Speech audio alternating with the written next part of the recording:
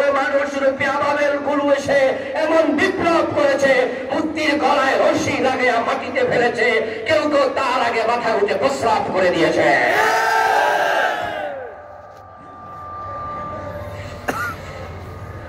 আমার বন্ধু সেই হিন্দু ভদ্রলোক লিখলো, স্বর্গীয় সত্যেন্দ্র নারায়ণ দাস, স্বর্গে যাওয়ার জান্নাতে যাওয়ার সব তার আছে, তাই বাবার নামের আগে স্বর্গীয় লিখেছে। এবার আপনাদের থেকে জানতে চাইবো, কোন হিন্দু বেহেশতে গেছে? স্বর্গে গেছে? যাওয়ার সম্ভাবনা আছে? কারণ তাদের ঈমান নাই। যে সমস্ত মানুষ ঈমান থাকে না তারা কখনো জান্নাত পাবে না, বরং যারা কাফের, যারা মুশরিক, তারা সকলে কোথায় যাবে? জাহান্নামে।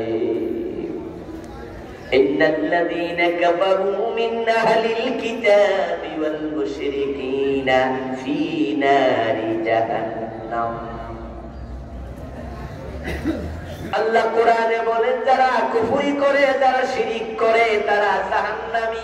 যদি তারা আহলে কিতাব হয়, কিতাব পাইছিল, নবী পাইছিল, যেমন খ্রিস্টান, ইহুদি, তাদের কি কিতাব নাই? নবী নাই, কিন্তু তারা কুফরি করলো, শিরিক করলো, তাই তারাও হবে জাহান্নামী।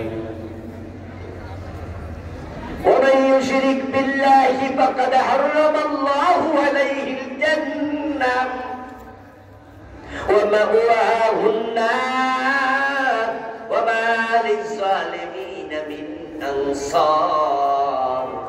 আল্লাহ তাআলা বলতেছেন, যারা আল্লাহর সাথে শিরিক করে আল্লাহ তাদের জন্য জান্নাত হারাম করে দেয়। আমার প্রিয় ভাইরা, জান্নাতে যেতে চাইলে যাওয়া যায় না। জান্নাতে যাওয়ার জন্য দুটি শর্ত পূরণ করতেই হবে। এই দুটি শর্ত দিয়েছেন কে? সবাই মিলে কথা বলবেন আমার সাথে। মাঝে মাঝে আমি জিজ্ঞাসা করলে বলুন তো প্রিয় ভাইরা, জান্নাত বানাইছে কে? মালিক কে? দিবেন কে? কোন পীরের হাতে জান্নাত আছে? কোন ব্যক্তির হাতে আছে? কোন নবীর হাতেও জান্নাত নাই। বরং নবী যে জান্নাত পাবেন সেটাও কার হাতে? সেটার মালিক আল্লাহ। এই জন্যই তো হাসরের ময়দানে আল্লাহ তাআলা যখন কাহার সূরত ধারণ করে প্রকাশিত হবেন, তখন আল্লাহ নবীরাও বলবে, নফসি নফসি ইয়া নফসি। শোনেন নাই? এই হাদিস শোনেন নাই? হাদিস সহিহ। নফসি শব্দের অর্থ কি? আমার কি উপায়, আমার কি উপায়, আমার কি উপায়। ফাইন্নাহু মান নাকাশা হালাকা, ফাইন্নাহু মান নাকাশা উযিবা। নবীজি সাল্লাল্লাহু আলাইহি ওয়াসাল্লাম বলেন, আল্লাহ হাসরের দিন যারে ধরবে তার উপায় নাই। এজন্য আদম নবী বলবে নফসি ইয়া নফসি, মুসা নবী বলবে ইয়া নফসি ইয়া নফসি।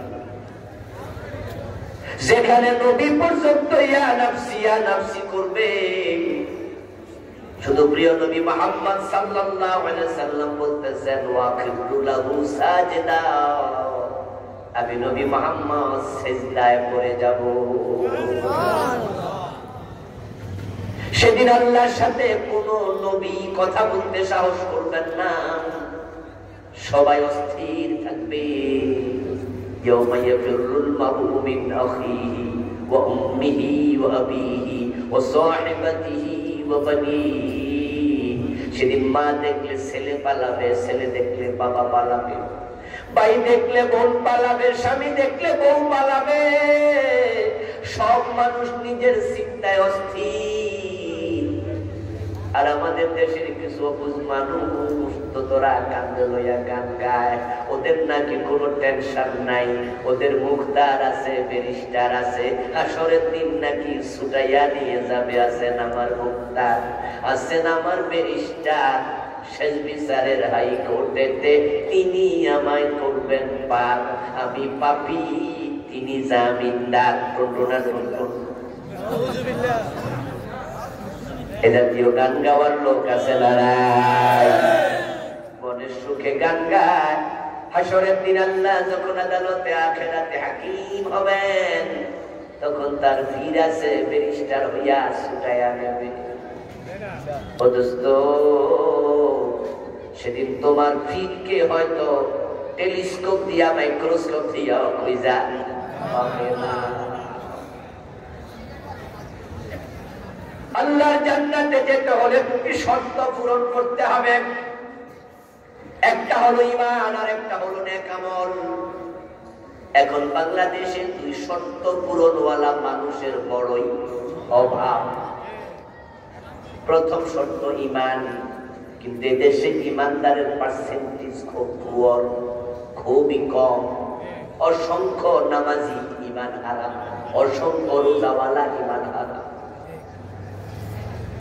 এই যে হবে, এটা রাসূলুল্লাহ 1450 বছর আগে বলে গেছেন, ইয়াতি আলান নাসি জামান, এমন একটা জামানা আসতেছে ইয়াতাবিউনা ফিল মাসাজিদ, মানুষগুলো মসজিদে একত্রিত হবে, একসাথে নামাজ পড়বে, জিকির করবে, তালিম করবে, মসজিদে একসাথে তারা ইবাদত বন্দেগী করবে। লাইসা ফীহিম মুমিন, অথচ ওই জামাতে একটারও ঈমান থাকবে না। ইমাম কাফের, মুয়াজ্জিন কাফের, মুসল্লি সব হবে বেঈমান কাফের, অথচ নামাজ পড়বে। রাসূলুল্লাহর এই হাদিস বাংলাদেশে কিন্তু বাস্তবায়ন অলরেডি হয়ে গেছে।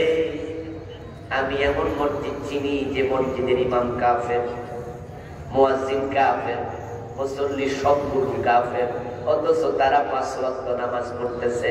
ওই মসজিদ যদি আপনি চিনতে চান, ঢাকার বকশীবাজারে চলে যান, কাদিয়ানীদের মসজিদ আছে না? না, ইমাম নাই? আছে, আছে। এই ভাই আমাদের বিশ্বাস করছে না, কানে কি কথা শুনতে খালি পড়াতে হবে। কাদিয়ানীদের মসজিদে কি মুয়াজ্জিন নাই? আছে। মুসল্লি নাই? আছে।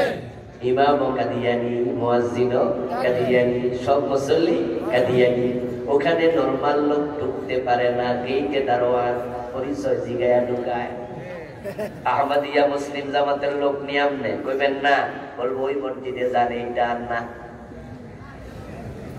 তাহলে ইমাম, মুয়াজ্জিন, মুসল্লি সব কাদিয়ানী, নামাজ পড়ে 5 ওয়াক্ত। এবার আপনাদের কাছে ফতোয়া জানতে চাইবো, বলুন তো কাদিয়ানীরা মুমিন না কাফের? কিন্তু নামাজ রোজা আছে না নাই?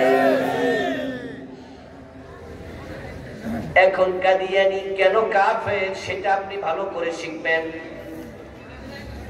কারণ যদি কাদিয়ানীর মতো আপনার মাঝেও একই দোষ পাওয়া যায়, তাহলে আপনার ব্যাপারও একই ফতোয়া প্রযোজ্য, ঠিক না?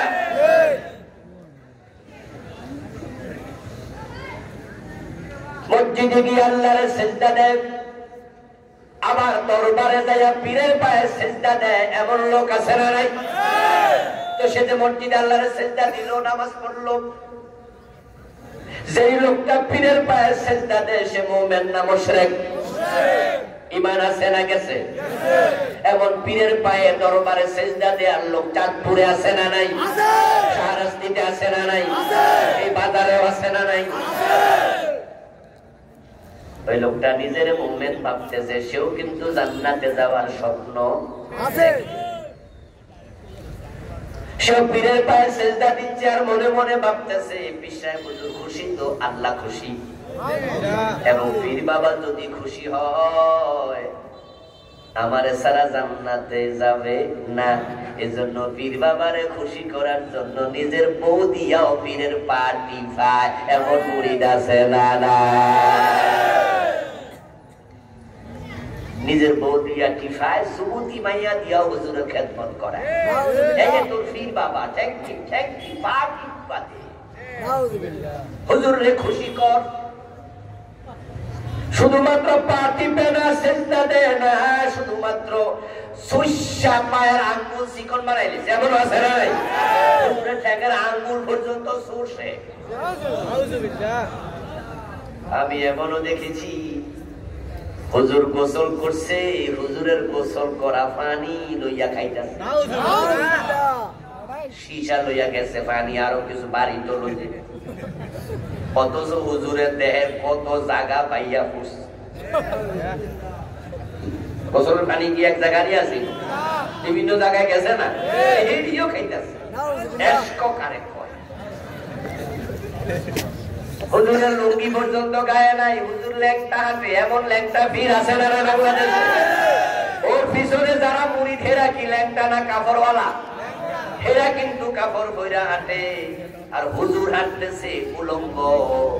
আমরা বলি হে তো পাগল, হে তো ফরজি বুঝে না, আরে হে তো আরামি, এর ফিসারক। তখন হুজুর আপনারা বুঝতেন না, আপনারা শরীয়তের মৌলবী, আপনারা তোমার বোঝেন না। ৭০,০০০ যায়, ৩০,০০০ জাহেরি, ৭০,০০০ বাতিনি। হুজুরের লুঙ্গি নাই, তবে বাতিনি এলেম আছে। তুই বাতিনি এলেমের ঠেলাই তুমি খুলে লেস।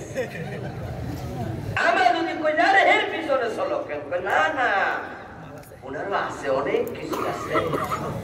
আমাদের আল্লামা সাইদি হুজুর বলছিল, কি যে আছে তো দেখাই রাখছে, তার কি তোমরা চাও এটা। ওই লুঙ্গিবিহীন কাপড়বিহীন পীরের পিছনে যারা হাঁটে, তাদের অন্তরে বেহেশতে যাওয়ার শখ আছে না নাই? জান্নাতে যাওয়ার শখ হিন্দুরও আছে, বৌদ্ধেরও আছে, ইহুদিরও আছে, খ্রিস্টানেরও আছে, অথচ আপনাদেরও আছে। অথচ পীরের পায়ে সেজদা দিলে তুমি মুশরিক। আর যে শিরিক করে তার জন্য জান্নাত হারাম করে কে? ওয়ালাউ আশরাকু লাহাবিতা আনহুম মা কানু ইয়ামালুন। কোরআনে আল্লাহ বলে, তারা যদি শিরিক করে, অতীতে যত নেক আমল করেছে সব বরবাদ হয়ে যাবে। জান্নাতে যাওয়ার জন্য ঈমান ঈমান ঈমান, ভালো করে বোঝো মুসলমান, ঈমানের যত্ন নেও, যত্ন নেও। রাসূলুল্লাহ বড় অশনি সংকেত শুনাইছে 1450 বছর আগে, তাকুনু বাইনাস সাআতি ফিতান কাকিতাইল লাইলিল মুসলিম ইউসবিহু ফিহা আর-রাজুলু মুমিনান ফায়ুমসি কাফিরা। এমন এক জামানা আসতেছে কিয়ামতের আগে, সূর্য ডুবলে যেমন চারিদিক থেকে অন্ধকার ধেয়ে আসে, কিয়ামতের আগে চারিদিক থেকে ফিতনা বের হবে। ওই ফিতনার জামানায় মানুষগুলো সকাল বেলায় মুমিন থাকবে, সন্ধ্যা বেলায় কাফের হয়ে যাবে।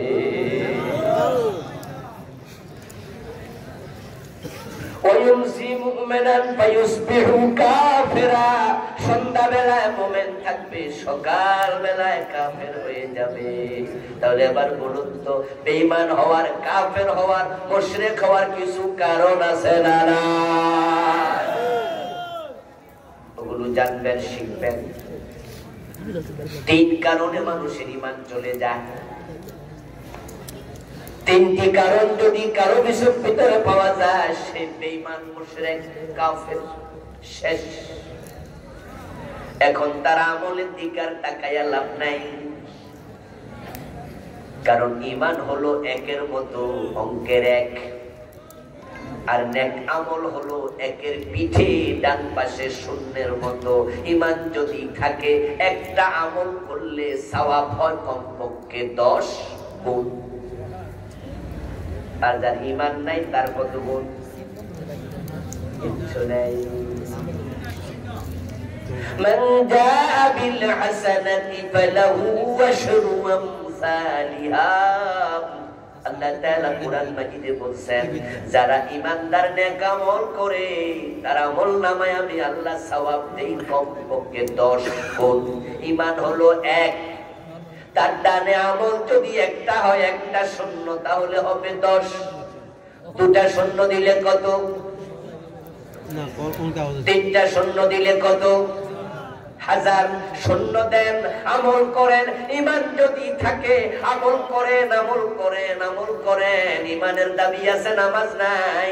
ঈমানওয়ালা নামাজ পড়ে না এমন লোক আছে না নাই? এই জন্য ঈমান হলো চলবে না, আমল যোগ করো। ঈমান হলো এক, আমল হলো শূন্যের মতো। একটা দিলে 10, দুটা দিলে 100, তিনটা দিলে 1000, পাঁচটা দিলে 1 লাখ। দিতে থাকো, মান বাড়বে। কিন্তু যদি এক মুছে দেন, শূন্যের দাম কত? তাই ঈমান যদি চলে যায়, হাজি গাজি হইয়া কোনো লাভ।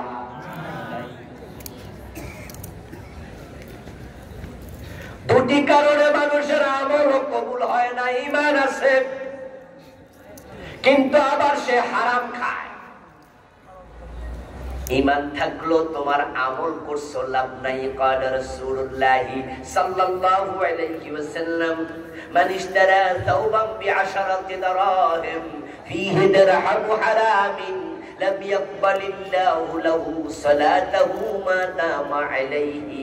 প্রিয় নবীজি বলতেছেন, 10 দিরহাম দিয়ে কাপড় কিনেছে, 9 দিরহাম